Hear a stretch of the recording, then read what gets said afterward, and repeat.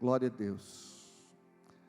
Abra sua Bíblia comigo, por favor, em Êxodo, capítulo 33.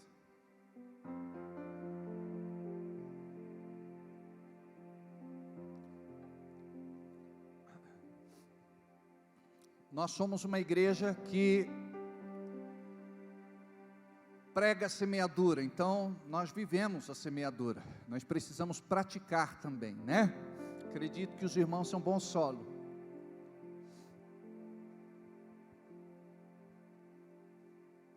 Diga, eu sou bom solo. Glória a Deus. Só que você colhe na medida que você planta, é um princípio espiritual. Aquele que planta é aquele que recebe. Quando não recebe porque planta, é pela graça mesmo. É pelo favor imerecido de Deus. Vamos ler juntos. Êxodo, capítulo 33, a partir do versículo 1. Disse mais o Senhor a Moisés: vai, sobe daqui, tu e o povo que fizeste subir da terra do Egito, a terra que jurei a Abraão, a Isaque e a Jacó, dizendo: a tua semente darei. E enviarei um anjo diante de ti, e lançarei fora os cananeus, os amorreus, heteus, ferezeus, os heveus e os jebuseus. A sua terra, há uma terra que mana leite e mel, porque eu não subirei no meio de ti. Diga comigo, não subirei no meio de ti. Portanto, és povo obstinado, para que te não consuma eu no caminho. Até aí. Agora lê comigo o 33:15. Ou melhor, vamos ler do 12 em diante. 33 do 12 em diante. E Moisés disse ao Senhor: eis que tu me dizes: faze subir a este povo, porém não me fazes saber a quem has de enviar comigo. E tu dissestes: conheço-te por teu nome, também achaste graça aos meus olhos. Agora, pois, se tenho achado graça aos teus olhos, rogo-te que agora me faça saber o teu caminho, e conhecer-te-ei, para que te ache graça aos teus olhos. E atenta que esta nação é o teu povo. Disse, pois: irá a minha presença contigo, para te fazer descansar. Então disse-lhe: se a tua presença não for conosco, não nos faça subir daqui. Repete comigo: se a tua presença não for conosco, não nos faça subir daqui. Pai querido, continua falando conosco, através da tua santa palavra, nesta noite, em nome de Jesus. Eu gostaria de falar um pouco, nos minutos que me restam, sobre a presença de Deus. E Moisés foi um homem que conheceu a Deus de uma forma muito profunda.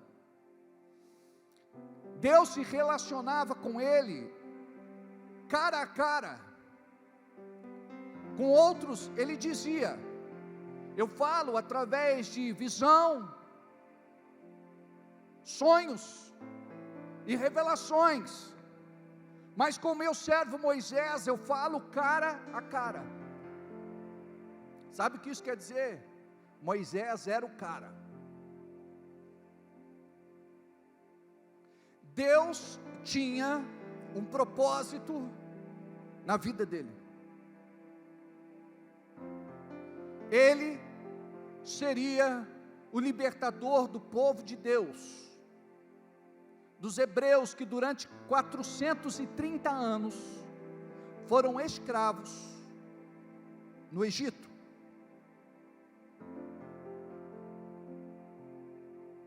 Moisés representa o libertador da terra, e esta palavra aponta para Jesus, o libertador do céu. Moisés, até então, era um homem que na sua própria força tentou fazer justiça, matando um egípcio, que torturava um hebreu. Ele matou este homem, e por conta disso, ele fugiu, para não ser preso e não ser morto. Nós conhecemos a história de Moisés, aquele que foi tirado da água. Por um decreto, as crianças estavam sendo mortas, e sua mãe teve a ideia de pegar um cesto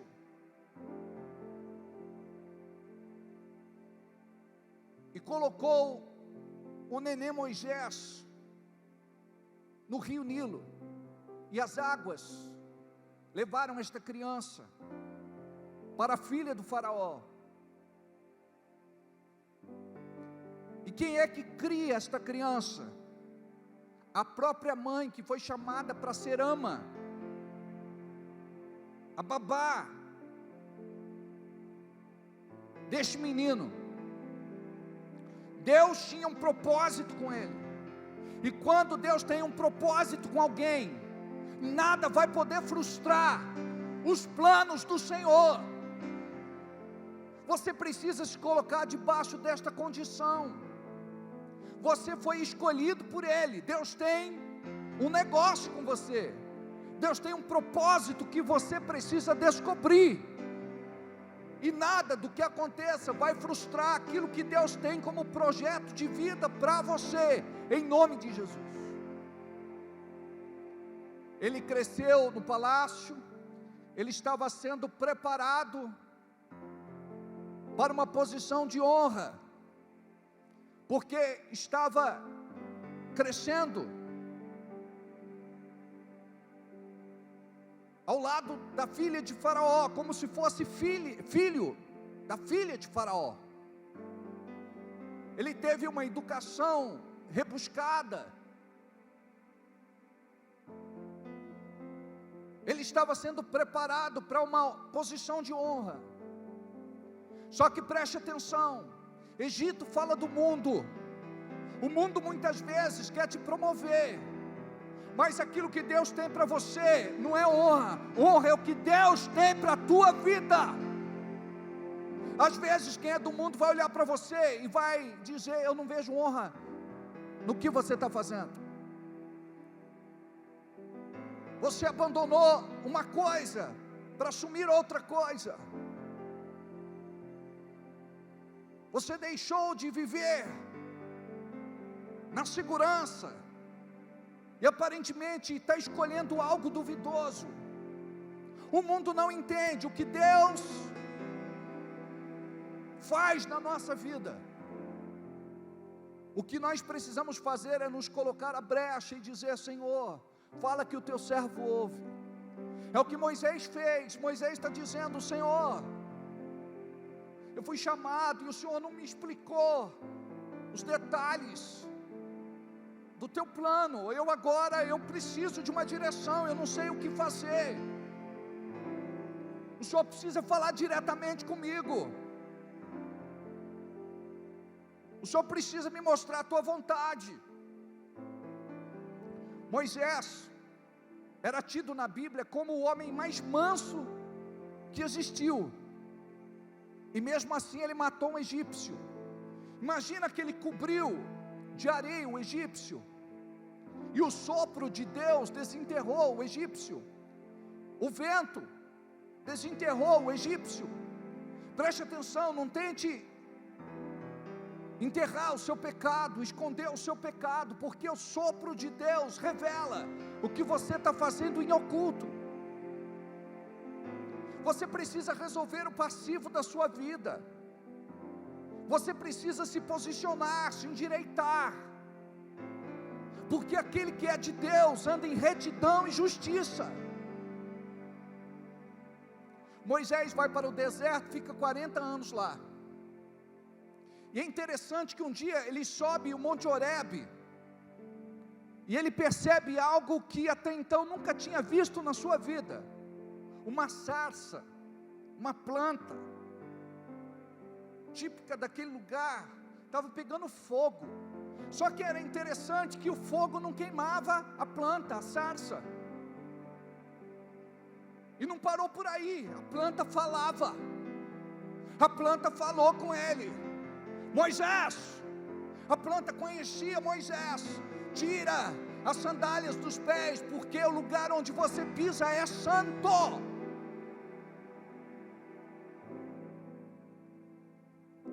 O grande eu sou se apresentou a ele, e ele foi então lançado como alguém que seria usado poderosamente por Deus para cumprir um propósito. O poder de Deus só vem na vida daquele que entende que nasceu para cumprir um propósito. Deus não vai dar unção para você se exibir. A Bíblia diz que Deus, Ele não reparte a sua glória com ninguém. É para a edificação da igreja, do corpo de Cristo. É para que os irmãos sejam abençoados e creiam na existência de um Deus poderoso. Imagina, ele vai para o deserto, e lá ele tem essa experiência. E quando me perguntarem: quem é você, quem sois vós, você vai dizer que o eu sou te mandou. Sabe, isso nos traz uma reflexão, porque quando ele diz eu sou, significa que ele é tudo. Isso é muito profundo. Eu sou, e nós olhamos para nós e diante dele reconhecemos a nossa pequenez e dizemos: eu nada sou. E ele usa você que está vazio de você mesmo. Ele usa você que de repente diz: não pode ser. Ele usaria qualquer pessoa menos eu. É assim que Moisés pensava. Ele diz: Deus, não pode ser eu, o Senhor errou de endereço. Eu sou um homem pesado de língua. Alguns dizem que ele era gago. Aí, como para Deus não tem desculpa, Deus disse: eu colocarei o seu irmão Arão do seu lado, e ele será a tua boca diante do faraó. Imagina só que a partir daquele momento, um grande embate começa com aquele que era considerado o Deus do Egito, contra o Deus verdadeiro. Ele tem que desmontar toda uma cultura, uma ideologia, uma crença de fé. Por isso aconteceu a disputa entre Faraó e Deus, entre Deus e Faraó. Faraó queria medir forças com Moisés, mas quem lutava com Moisés lutava contra o Deus Moisés. Aí nós sabemos das pragas, nós sabemos do que aconteceu ali naquele lugar, e foi algo assim estarrecedor, até a última praga, que foi a morte dos primogênitos. E o faraó então, forçado, disse: pode ir embora, não aguento mais. Preste atenção, cuidado para você não medir forças com Deus. Muitas pessoas resistem, estão resistindo ao próprio Deus. Se curva, se prostra, se entrega, vai para a cruz, dói menos.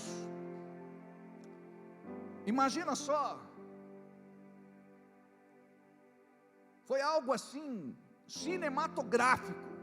Eu acho que nem Hollywood consegue colocar nas telas o que Deus fez através deste homem chamado Moisés. Imagina que chega um momento que Deus diz assim: esse povo é complicado demais, Esse povo tem um coração de pedra. Esse povo é teimoso. Esse povo é rebelde, Moisés. É o seguinte, a minha glória vai com você, mas a minha presença não vai. E Moisés tinha experimentado da presença de Deus em todo o seu ministério. Moisés tinha descoberto que ele sozinho não era ninguém, não podia nada, que tudo que ele era, e tudo aquilo que ele tinha conquistado, era porque a presença de Deus era com ele. Sabe por que que nós, muitas vezes, não nos sentimos realizados? É porque falta esta presença. Nós queremos conquistar muitas coisas, e assim fazemos, porque somos dotados de capacidade humana, natural. Nós nos empenhamos e conseguimos conquistar muitas coisas, tanto nos estudos, no mundo acadêmico, quanto na vida profissional. Só que precisamos compreender que tem algo que vai além e se trata do mundo espiritual, da revelação que o mundo não pode ter, que somente os filhos e as filhas podem ter esta percepção e viver outra realidade, onde este Deus que não muda, porque Ele diz na sua palavra, que o mesmo Deus de ontem é o de hoje, e será para todo sempre. Eu, Senhor, não mudo. Do mesmo jeito que Ele operou com Moisés, no tempo de Moisés, Ele opera profeticamente em nosso tempo. O problema é que a presença de Deus não é mais tão importante para nós. Nós compensamos esta presença com tantas outras coisas. Tem crente que nunca viveu esta presença, esta glória, este clímax, este ápice. Tem gente que nunca desfrutou de uma comunhão plena com Ele,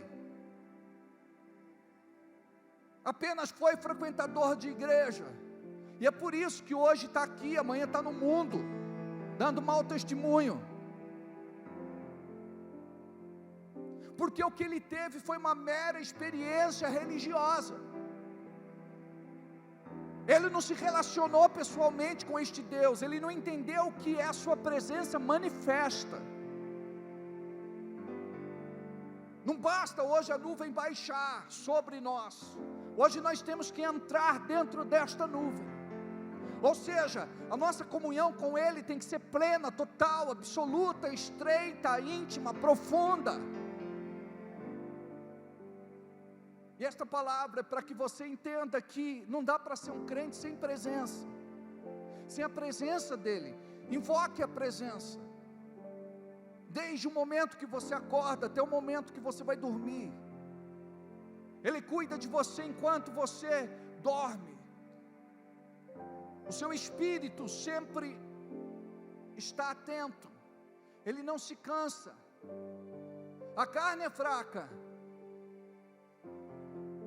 mas o teu espírito é o lugar onde Deus se relaciona com você, aonde você vai desfrutar daquilo que este mundo não pode te oferecer. Tudo que este mundo pode nos entregar é passageiro, é temporão, mas o que Deus tem para nós tem peso eterno. Sabe o que nós estamos fazendo aqui? Nos preparando para um futuro bem próximo. Cremos que Jesus virá buscar a sua igreja. Se não formos arrebatados, sabemos que vamos morar um dia com Ele no céu. Quando os nossos olhos se fecharem aqui, se abrirão em outra dimensão, e pela sua graça, não é merecimento. Tem gente que pensa assim: se eu morrer hoje, pastor, eu vou para o inferno. Preste atenção, mude este pensamento. Se você morreu hoje, você vai para o céu, você é cidadão do reino.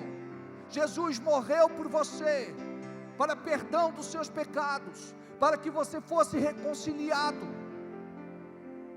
para que você se tornasse um com Ele. O diabo quer colocar na tua cabeça que você não tem jeito, que você é um perdido, que você é um condenado. Mas eu quero te falar uma coisa: você é filho amado. Ele te escolheu, e quando te chamou, Ele sabia com quem estava lidando. Ele sabe que você perde a cabeça às vezes, que você briga em casa, que você bate porta, que você não tem paciência, que você xinga, que você fala palavrão, que você às vezes faz até coisas que até o diabo duvida, mas você continua sendo filho e filho amado.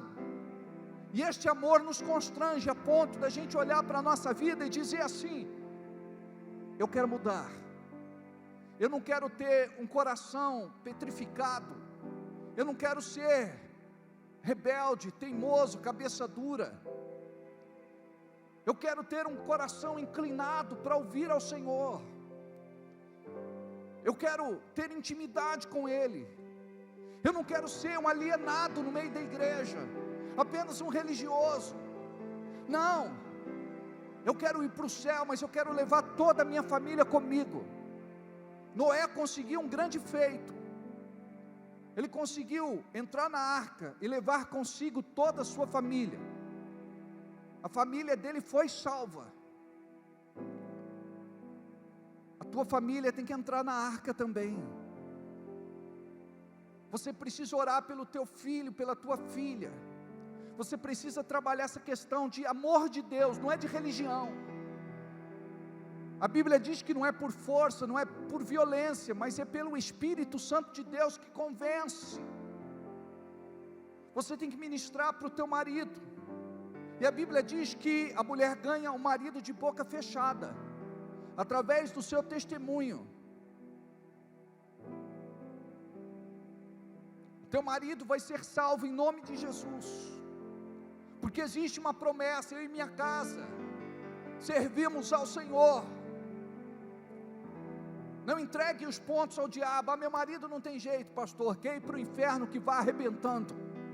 Você é autoridade, você não pode abrir a boca e liberar uma profecia dessas sobre a vida dele. Profetiza até o último momento: eu e minha casa servimos ao Senhor. Eu e minha casa servimos ao Senhor. Eu e minha casa servimos ao Senhor. Você vai ter fé para alcançar a esposa. Uma vez eu estava atrás de um caminhão e estava escrito: feliz foi Adão, que não teve sogra nem caminhão. Ele nos casou, mas Deus deu mulher para Adão, a gente sabe disso, mas ele não teve sogra. Feliz foi Adão que não teve sogra e nem caminhão.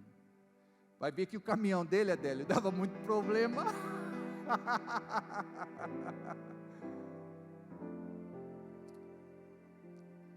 Quando você coloca água para fazer café,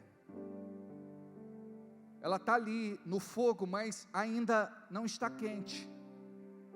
Tem que esperar um pouco para a água entrar em ponto de ebulição,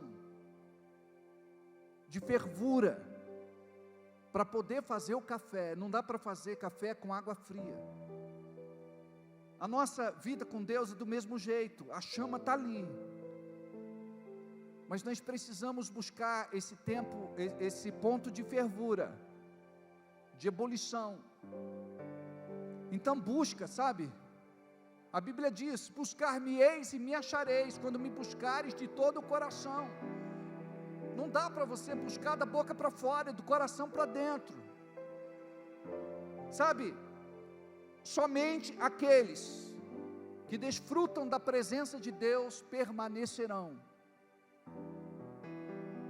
Deus falou isso comigo. Somente aqueles que desfrutam da sua presença permanecerão neste tempo do fim. muitos passam pela igreja e se vão porque eles não entendem que igreja não é um prédio, igreja somos nós. Imagina que Jesus morreu pela igreja, Ele se entregou por nós, Ele veio buscar aqueles que se haviam perdido, aqueles que estavam condenados ao inferno. Eu fui alcançado. Eu conversava com o Flavinho esta semana, e ele me dizia: pastor, eu não me vejo fora da igreja. Glória a Deus. Você não pode titubear, porque o diabo quer te tirar o tempo todo. O diabo tenta você com tantas situações. Muitas pessoas abandonam a fé por crise de relacionamento com irmãos. Foi uma fofoca, uma difamação, uma calúnia, uma crítica, um apontar de dedos, uma briga, uma discórdia, ciumeira, inveja. Saiba com quem você anda. Você vai encontrar pessoas que Deus vai preparar para te ajudar nesta caminhada de fé em nome de Jesus. Para vocês terem uma ideia, quando eu me converti, Deus colocou um pastor morando em casa. Depois de 3 meses a minha mãe disse: escuta, ele está morando aqui? Eu falei: por quê? Ele toma café da manhã, ele almoça, toma café da tarde, janta, toma banho, dorme. 3 meses. Deus me colocou aos pés de Gamaliel, para ele me ensinar tudo o que eu precisava aprender naquele primeiro momento. Eu não gostava de ler, aprendi a ler, porque ele era um homem de muita leitura, até hoje ele é. Uma pessoa inteligentíssima, habilidosa, adestrada na palavra. Eu sou fã desse cara. Deus colocou ele ali morando comigo, em casa, durante um tempo, e ele estava me lapidando, me forjando, me preparando para o ministério, e eu nem sabia. Foi um tempo preciosíssimo da minha vida. Aprendi a orar, porque eu não era também um homem de oração. Aprendi sobre autoridade espiritual, eu não conhecia nada sobre o assunto, nem sobre ministério, chamado, formação teológica, nada. E olha o que Deus fez comigo. Deus pode fazer isso com você. Deus vai colocar pessoas certas no teu caminho, irmãos e irmãs de oração. Olha, se você encontrar um irmão ou irmã de fofoca, cai fora. Sabe aqueles irmãos e irmãs que gostam apenas de levar más notícias? Cai fora. Irmãos derrotistas, negativos, pessimistas, cai fora. Nós temos na boca uma palavra de fé, de esperança e de vida, amém? Eu quero ter do meu lado pessoas que me estimulam no momento difícil a vencer aquela crise. Então, a presença de Deus vai tomar conta de você. Quando você passa mais tempo com a Bíblia, quando você diz: eu não entendo o que eu estou lendo, Espírito Santo me revela. Mas seja disciplinado. Não leia só um versículo por dia, leia um capítulo. Começa lá no Novo Testamento, lê Mateus, começou lá capítulo 1, tem gente que consegue ler 3 capítulos por dia. Começa lá, do capítulo 1 ao capítulo 3, do 3 ao capítulo 6, do 6 ao 9, e assim vai.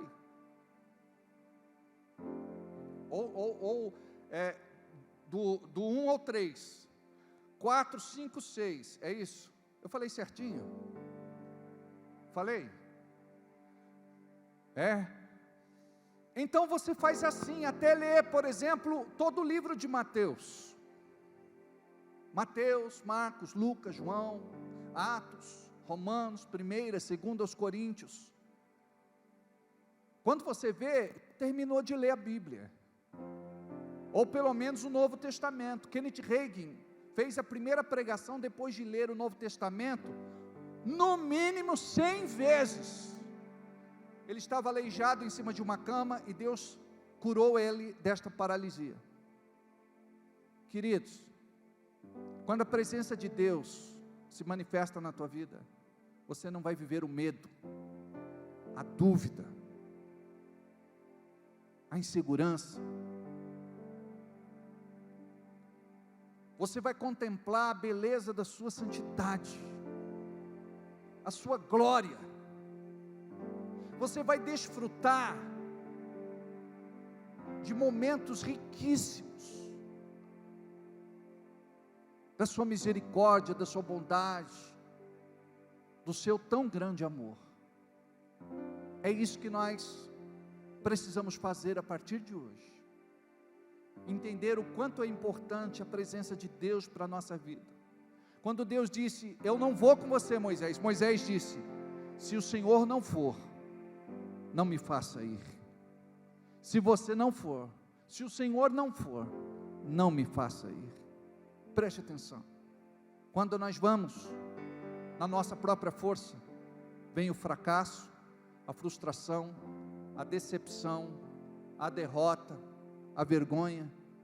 Mas quando Ele está conosco, Ele vai pegar aquela pessoa que de repente é considerado um improvável, e empodera, agiganta, unge e usa em nome de Jesus.